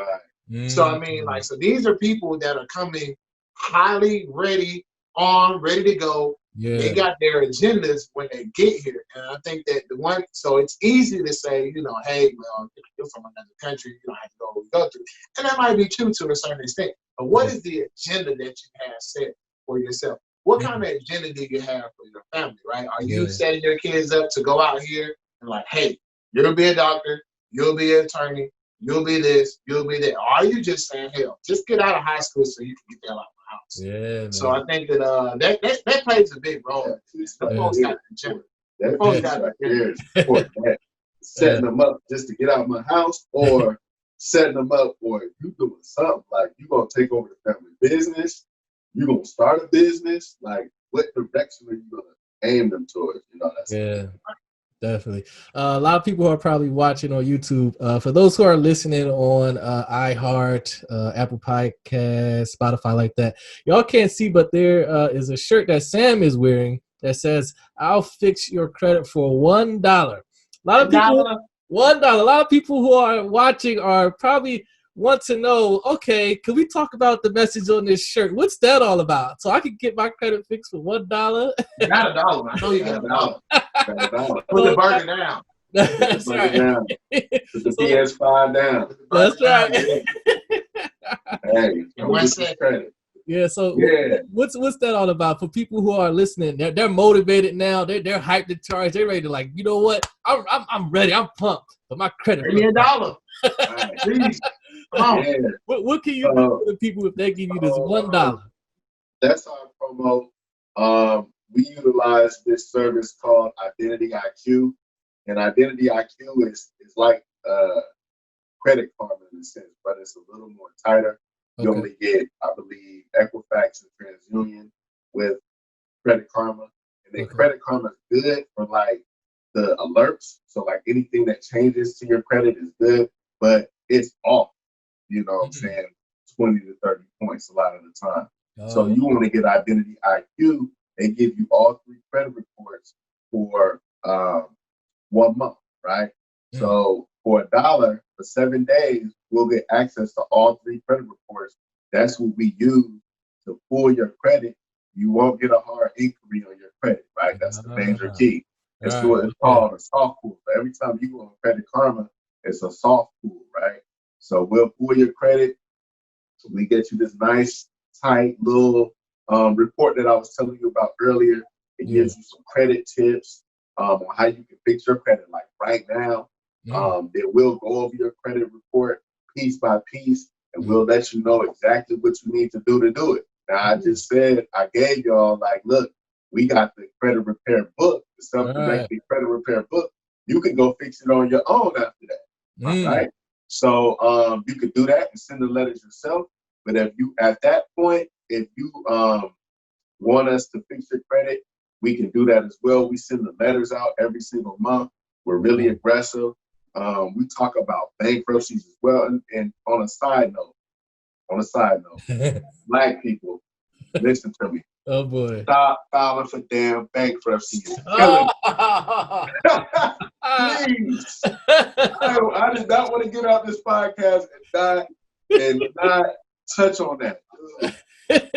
A bankruptcy should only be filed if you are a company trying to restructure your assets. If you got a lot of money in the bank and you're, you know, I think it was in chapter 13, you could restructure your debt and get out of the bankruptcy.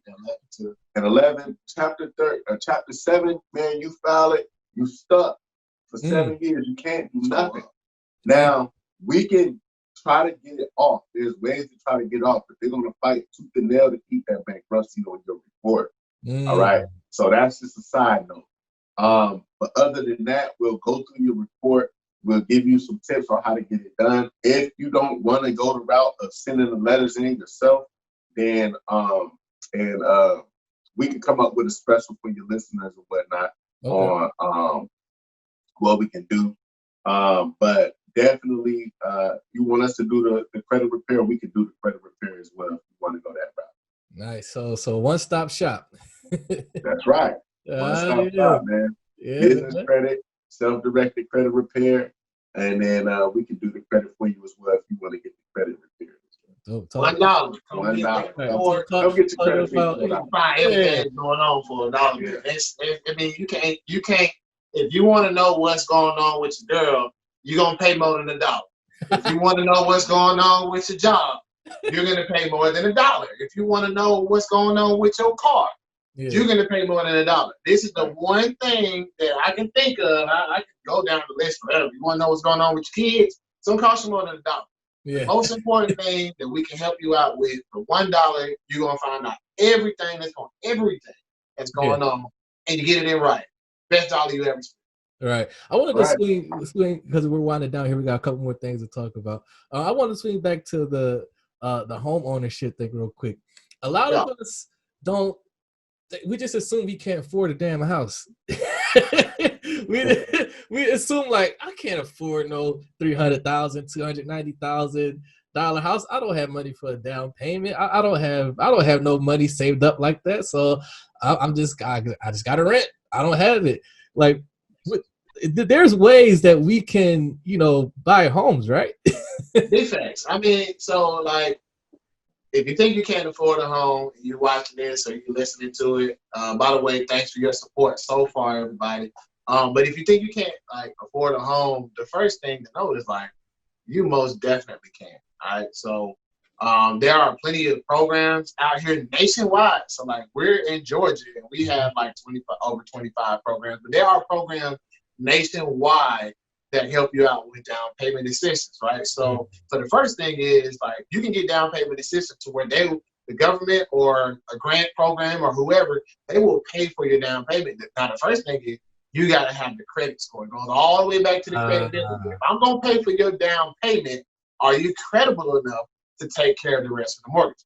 So if you think you can't afford a home because of the down payment, all you need to do is start out by just getting your credit right. Get over it. I know different places have like, different requirements, but like for the people who are listening here from Georgia, like 640. If you have a 640 or higher, you can get down payment assistance, all right? The next thing about being able to afford a home that a lot of people don't think about is like you can get gifts from other people to really be able to like pay for your down payment. So like, you can ask like a few people. You can ask, you can ask your job for an advance on your payment. And just be like, hey, don't pay me in 6 weeks. If you're really cool with your employer, hey, don't pay me in 6 weeks. If I'm still be on, hey man, just front me $2,000 for the house purchase. Get creative with it, right? You can work with your friends, some of your friends. You can say like, hey man, like you can give me $500. Like there are a number of ways that you can do it. But just thinking you can't do it, like you said, whether you're right or you're wrong, wait a minute. If you think you can or you think you can't, you're right. You know what I'm saying? So like, if you think you can't do it, like, okay, you can. Like, I'm not gonna argue with you on that. But there are plenty of ways and plenty of programs out here to help you be able to attain home ownership. Yeah. What was the other day we was talking? You dropped a stat on me as far as like the number of Black people that own homes. What's that percentage again?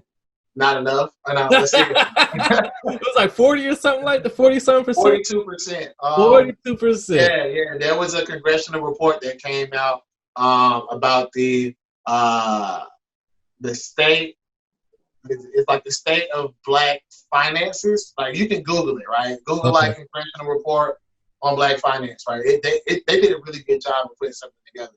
Wow. But basically, the homeownership rate for Black families is only 42% compared to Caucasian families. It's about 73%, right? Damn. And so for you people out there that look at numbers and you're probably really bad at numbers, you're probably like, man, this only a 30% difference. Actually, it's not. When you're looking at 42 to 73%, you have to look at the increase in the amount. So you're actually talking about over 50 to 60% more of a home ownership rate. Not just 30% comparing apples to oranges. You have to look at the actual numbers, like real statistics, right?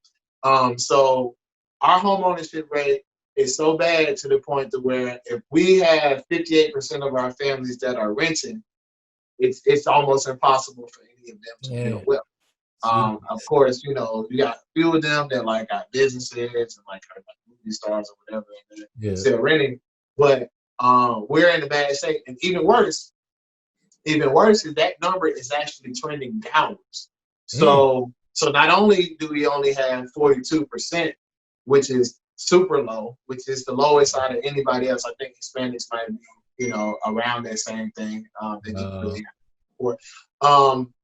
But we actually trended down. We actually have gone down 9% over the last, since 2008 or around that range, right? So we're trending downwards. On top of that, so if that's not bad enough, right? So 42% low, really low. Less than half of us on home. Second thing is we've gone down 9% in about the last decade or so, right? But even worse is that for millennials, Black home ownership rate amongst millennials is only 16%. Compared to Caucasians, is about 46%. Man. So we're trending lower, right? Us Black millennials, we're not even able to actually buy these homes, right? And there are a number of factors. The main thing is that we just don't understand how to go about it and have a true plan to actually do it, because we're out here working. Like, you got a job, Sam got a job, I don't have a job anymore, I have a business. But same thing, like, we're all out here making money, but our home ownership rate is declining, and it's actually really becoming an epidemic because where do most Black people live? Cities. In the cities, yeah. You know what I mean? You want to know where all the Black people are at? Go look at the election results, right? They were like, we're waiting on Philadelphia, right? Oh, somehow Trump lost Pennsylvania. Oh, we're waiting on Atlanta. Oh, somehow Georgia turned blue. So if we're the ones living in all of these dense populated areas, yet we can't afford homes, we only have two choices right now. This is the crisis amongst Black millennials, especially. I mean, everybody else is older. Hey, you lived your life and made your mistakes. Yeah. But for Black millennials, right? Like, we have this issue to where home prices are continuing to go up. So is rent. So if we're not able to get any assets, where does that leave us in 10 or 15 years? God damn. Right? That's scary, man. That's scary, man. Ooh, that's made me shake a little bit because I'm 30. I'm a millennial. I'm in that group. Right. Yeah, right. Man. It's every metropolitan city now has a Mason-Dixon line. And when I mean that, they have a line to where past this line, you don't find a lot of Black people.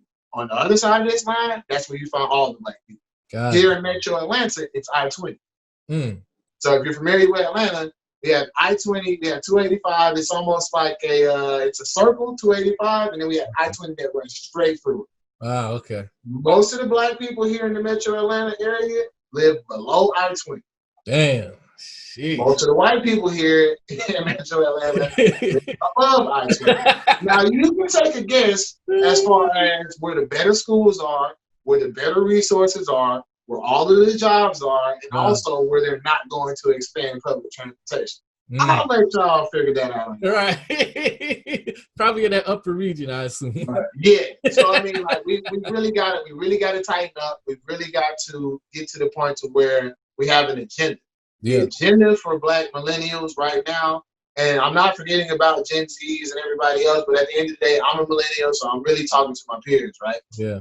The agenda for Black millennials needs to be get assets, not get assets, right? You know what I'm saying? Get more assets, right? So we need to go out and get real estate. We need to go out and start businesses, right? If we don't do that, guess what's coming next? That damn. Automation. Oh, fuck. God damn. It's spooky out here, man. It is spooky. Man, we should have did this show on Halloween, man. Yeah, right. That is crazy. Man, like, it's just crazy, like, just hearing this. Like, it amazes me, like how much, like, spending power we as Black people have, but we don't own any goddamn thing.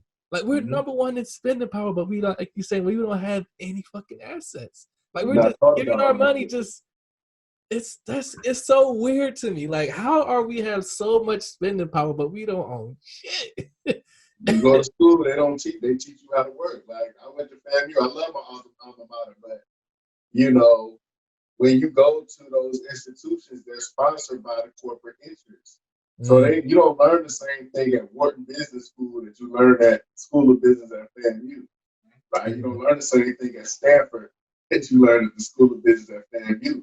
Right? They're corporate interests. Like, I went to DC and went to the Smithsonian Black Museum up there. And I mean, the history of Black Americans started with slavery. Like, it was nothing positive. You know what I'm saying? It's like, you look on who sponsors these things, it's corporate interests. So they shape what you're supposed to think without you even knowing it. So, like, even in your schools, like, the public schools are sponsored. They have interests, right? So they want you to think what they want you to think. And it's not until you step outside of that you're going to be able to, like, really thrive and flourish in the environment that we do. It's the way it's set up. I can't remember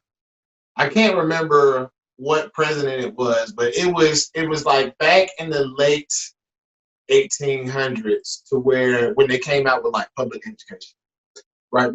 Because like, right after slavery and things like that, like, the only people in the entire of America that went to school was rich people. It was only rich people that went to school. Like, back then, like, Harvard was around, and there were other places around too, but only rich people went. Only rich people sent their kids to school to be doctors and lawyers and things like that. Everybody else, you just work in agriculture, right?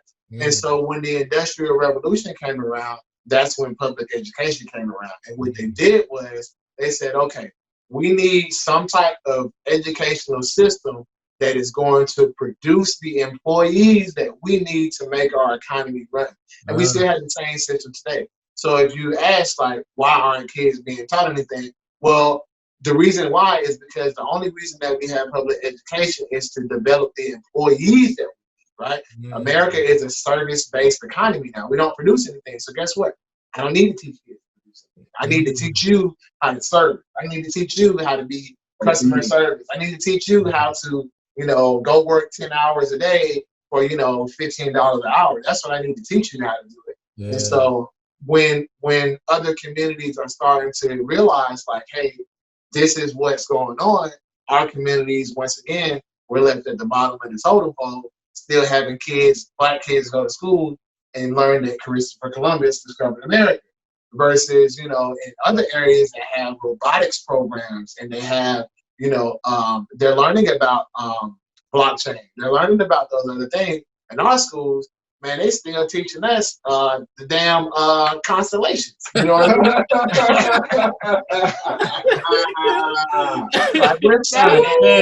I did a science project and I got all the constellations. You know what I mean? And I'm the top kid in my school. Look, I'm a teacher by trade. Oh yeah, you know all about that. And it's difficult. It's difficult to see, and there's nothing you can really do about it because it's a system, right? Yeah. And that's why, on top of everything, my company, National Enterprises, we got the Junior CEO curriculum. Because we need to learn entrepreneurship from the bottom up, right? Yeah. It's very simple. I got it. Very simple terms. Understanding how to calculate your profit, understanding basic marketing skills, basic vocabulary terms. And this curriculum that's coming out is for middle schoolers. I would say probably 6th to 8th grade, which it'll be perfect for. I want to go a little bit earlier, but as I started developing the curriculum, it kind of got too complicated for the shorties. So I'm working on something for them, but this will be 6th to 8th grade junior CEO curriculum, trying to have that out by the summer. So, I got back on with the Jay Brody. There we go. You know what I'm saying? I had the junior CEO curriculum already in the bag, ready for the people, ready for the story.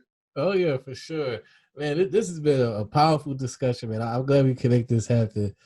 Man, I've learned a lot. And I'm pretty sure the listeners, I hope y'all fired up.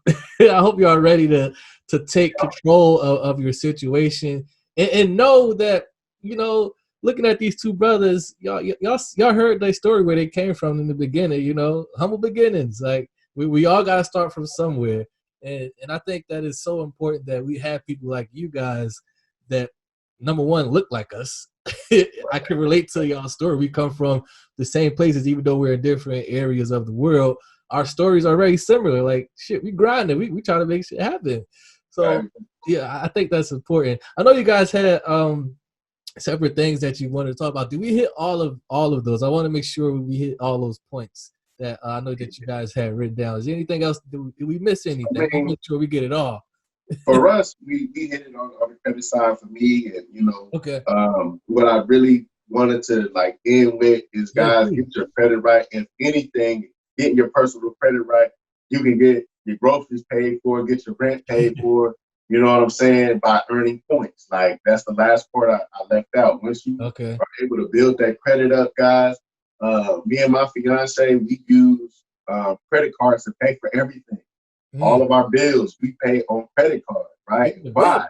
And I'm sure Mark does the same. Oh yeah. Because you get those points. You get like 3% cash back on your cards. And that's just free money going into the bank, right? So you can't do that with cash. And at the same time, the cash is gone. And at the same time, you're keeping your usage low. Pay it off. I mean, if you're gonna live like that, you gotta pay it off. Yeah, you have to pay it off. Pay it off every month. But again, it's beneficial because you're responsible. You're getting the points. All right, so it's different from your mama telling you just spend $10 on gas. Now, you do want to spend $10 on gas if you got the secured card and you're trying to build the credit. But like after you get out the hole and you start being able to get approved for better credit cards, you get travel points, hotel points, cash back, all types of perks. And now you don't need cash anymore because cash doesn't do nothing for you. So if you want to leave here with anything, leave with that. You can catch me on Instagram. Sam is CEO. Sam is SAMIS CEO on Instagram and Twitter. Again, look out for that Junior CEO curriculum coming soon. And Jay Brody, we appreciate you having us on the show, And Mark, I'm gonna throw it off to you. And go ahead and finish this thing off. Yeah, man. Thanks again, Jay Brody. Thanks for having us on the show. My pleasure. The best thing that I can say, I know we dropped a lot of gems. This jam packed, man.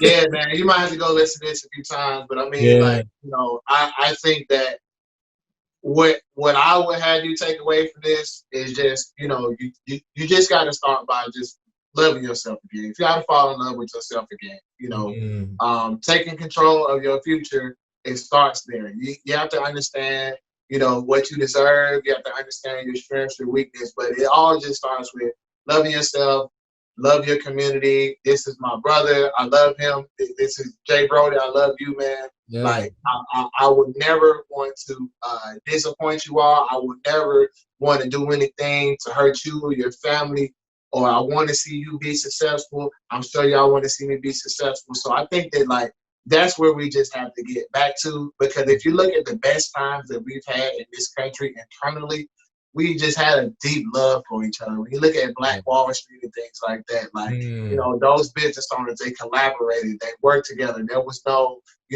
I'm better than you. There was no, I'm trying to steal your girl. There was none of that. So I just think, if you don't take anything from this, just fall in love with yourself. Go tell your girl, go tell your family, go tell your kids, hey, I haven't been perfect, and I probably won't ever be perfect, but I love you enough to get better. I love it. And where can they connect with you, Mark, if they want to connect with you? Yeah, definitely. Even if you're not looking for real estate, I always love to interact with our supporters. So you can find us, Prime Property Partners. You can visit us online at 3prealestate.com. And then you can follow me online on Facebook. All of my handles are the same. It's A Trusted Realtor. A Trusted Realtor. So hope to connect with all of you all. And yeah, man, just love yourself, man. We all gonna see each other at the top, I'm sure. FreedomScoreGroup.com for your credit too. If you guys want to go straight to the credit, FreedomScoreGroup.com. Go ahead, you can just sign up, enter your information. We'll hit you up. We can do that $1 credit fee. All right. Oh, here's my final question. Is there, because I'm pretty sure there's probably, we were talking about that, someone holding our hand through this process, through these steps, because it's scary for most people. Most people don't know where to start, and they just want that someone to hold their hand. Do you guys do mentorship? If someone wanted to kind of be up under you guys, do you guys do that? Mentor people? So in terms of real estate, I will be releasing some publications soon. I actually have about 13 books to put together over the course of the next, year or so. Nice. So right now, I am really busy with my stocks and my other investments in my real estate company. Yeah. So I do offer a mentorship program. However, it's only for agents here in Atlanta. But sometime in the future, we will have some services available for people nationwide real soon. For sure. Yeah. So, we're planning to do a mentorship with credit, just not right now, but if you're interested, just slide in the DM. Hey, we want to get down with the credit and learn the credit business, and then we'll keep that in mind. But we are planning, but that's in the future. So right now, we don't have a mentorship for the credit business. So, we're sorry, we just growing right now, y'all. We just growing. It's on the way. Get it out the mud with Jay Brody. That's right. Yeah, man. Absolutely, I love it. We talked about it all, man. For those who are listening and watching, I hope you guys are fired up. You may have to go back and re-listen to this, rewatch it, because there was a lot of information, starting from the ground up, how to get your mind right, how to take advantage of credit, how to leverage, how to, now you know what credit score means. You know how to leverage that. Leverage these banks. Don't let your money sit in that bank account. You ought to get 0.5 on that. The boys war. Hey, like E40 said, it's all solid, not salad. E40, solid, not salad, baby. Pay homage to the OGs. Right. Yeah, we can live in those lofts downtown too. Right. We're gonna own it. That's right. For sure. Well, this has been another episode of Cloth Talk Podcast. I want to thank my guests again, Marc Jenkins and Sam Smith of Freedom Score Group. Make sure you go ahead and connect with these guys, man. They're doing positive things out there in the Landon area and all over the world, man. Don't matter where you at. Reach out, man. They don't bite. They here to help you, So reach out. These guys are a valuable resource. Make sure you follow the podcast on Instagram. That's cloth_talk_podcast. Facebook, Cloth Talk Podcast. Subscribe on YouTube. If you're watching on YouTube, go ahead, drop a comment. If you're listening on iTunes, Spotify, Stitcher, any of those ways that you consume your audio content, make sure you go ahead and follow the podcast and give your boy a rating. That's it. That's all I got for you guys today. We'll see you again on another episode of Cloth Talk Podcast. Goodbye.